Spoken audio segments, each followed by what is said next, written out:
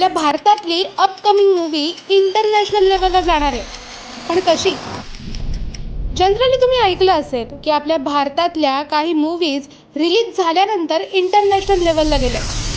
पण रामायण हा असा पहिलाच हिंदी सिनेमा आहे जो मेकिंगमध्येच इंटरनॅशनल आहे. याचं कारण असं की ऑस्कर विजेते A.R. रहमान आणि इंटरस्टेलर, ड्यून, लायन किंग यांसारख्या मास्टरपीसला संगीत दिलेले हॅन्स झिमर भारतासोबत कोलॅब करतात. आणि हे कोलॅब भारताच्या सिने इतिहासातील सर्वात महागड्या चित्रपटासाठी आहे. या चित्रपटाचं बजेट 835 कोटीचं आहे. हा सिनेमा 2 भागांमध्ये रिलीज होणार आहे. यामध्ये रणबीर कपूर, साई पल्लवी, यश आणि सनी देओल यांसारखी स्टार कास्ट आहे. हॅन्स झिमर आपल्या भारतामध्ये डेब्यूट करणार आहेत आणि त्यांना साथ देणार आहेत A.R. रहमान. त्यामुळे या सिनेमाचं म्युझिक भारतीय आणि वेस्टर्न यांचं कोलॅब असेल तर काही नवल वाटायला नको. ही रील आवडली असेल तर लाईक करा, शेअर करा आणि आपल्या चंद्रकोर फिल्मच्या इन्स्टा पेजला फॉलो करायला विसरू नका.